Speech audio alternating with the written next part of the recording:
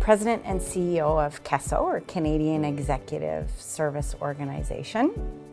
We are an international economic development, not-for-profit organization that builds capacity around micro, small, medium-sized enterprise development and good governance around the world. One thing that is hugely exciting, not just for CESO, but for the Canadian landscape, is the strength of the Indigenous voice across the country. So, whether you're thinking of Idle No More, the recommendations from the Truth and Reconciliation Commission, the reports from the Aboriginal Economic Development Board. These are all, powerful voices that are raising the profile of Indigenous circumstance across Canada and really creating the environment for change. So that is very exciting. Like I said, we've been working with Indigenous communities for 50 years, so it's exciting to see the rest of Canada sort of sit up and take notice. For CESO, it's all about partnership. So we come in and first and foremost listen to our clients, work with them to get an understanding of their needs, their goals, what are the resources available, what are their challenges, and then together we work to put together a plan. So although we're not an Indigenous organization, working in partnership allows that plan to address their goals in a holistic way, in a way that's culturally appropriate, that's appropriate with their priorities around the environment.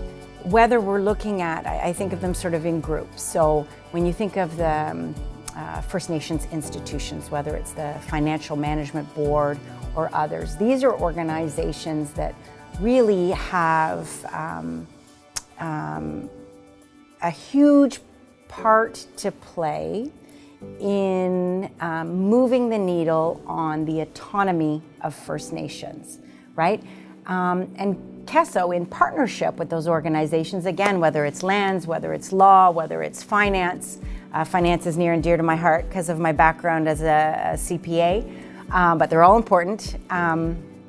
CESO's role is to partner with those organizations, again, to catalyze, to help them build more quickly the skills and experience they need in order to be able to provide those services in an autonomous way to other First Nations, chiefs and councils, band councils, tribal councils, individual entrepreneurs, social organizations. That is one of the amazing things about our roster of experts is the breadth and depth of their experience, whether it's from the private sector or the public sector. We're able to be very responsive to the different needs of our clients on a long-term basis. We're there to help catalyze, help communities more efficiently and effectively use both their financial resources and their human resources. So we do that by strengthening the skills and experience they have by planning. So we bring to the table our roster of over 1,200 experts.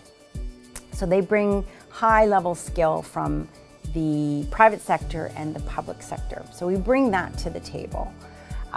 Together with that, we bring not only those individuals, but their networks. So it's a huge network across Canada that we can tap into to directly or indirectly support our clients.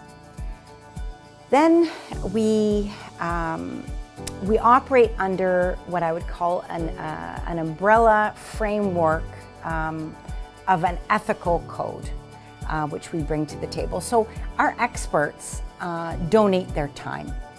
So what that means is that we are able to bring a very, very high level of expertise to work with our clients at a very affordable rate.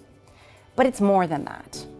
Our experts don't have a vested interest in working with our clients other than to see them achieve their goals. There's no profit motive, there's no personal motive. It's really all about the ultimate objective of the client, about supporting them in ways that helps them achieve their goals over time, and really to be sort of a full service provider, again, from the variety of skills that we can bring to the table at different times. We are a not-for-profit organization.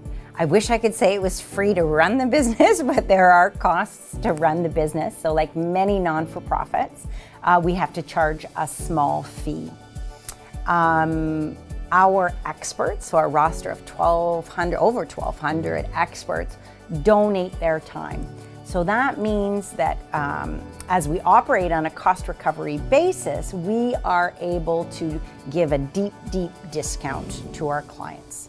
Our ultimate goal is to make sure our clients are using their resources as much as possible to help grow their businesses and strengthen their communities. So again, we provide as low a cost as we possibly can. So when we start working with a client, with one of the members of our Indigenous services staff works directly with them to dig a little deeper into what their goals are, what their needs are, what the environment is like, so we can really pull out from there the specific skills and experience to look for in our roster, so we find the person that can bring the most to the table. So sometimes this is an absolutely direct skill, sometimes it can be a transferable skill. So at that point, we've got actually a whole department here called Volunteer Services, which then takes that need and matches it to our talent on the roster, looks through those experts to find people who could come and work and make a difference.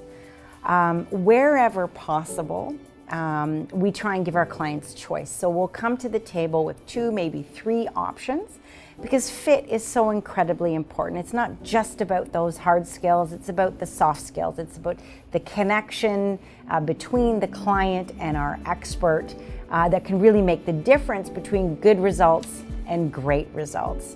So at that point, when we've narrowed down to our volunteer advisor or expert, they start working with the client to produce a plan over a sort of a long-term period. And during that time, there'll be time spent in the field. And when we think about the Canadian North, it's so expensive to travel, and we try and minimize costs as much as possible. So we balance those in-field visits with distance mentorship, whether it's by phone or Skype or something like that, so that we can accompany our client throughout the process as they're implementing changes and recommendations. Working in Canada with Indigenous communities and businesses has always been a huge part of CASO. For 50 years, in fact. And we recently changed the name to Indigenous Services from National Services to really clarify our focus and emphasize our focus on working in Indigenous economic development. It's an exciting time. It seems a great time to celebrate with the stronger voice of Indigenous people in determining what the future looks like, with the cohort of Indigenous youth bringing their energy and voice to the table, and also to celebrate our incoming chair, Glenn Nolan. It seemed like the perfect opportunity to emphasize and celebrate the work that we do. I think just that it's a really exciting time here in Canada, and we have the opportunity, so many of us, to work together to sort of maximize the energy of Indigenous youth, to support Indigenous youth, who I think really will play a very pivotal role in what the future will look like. So we are just thrilled to play a part in that, and excited to see where we go.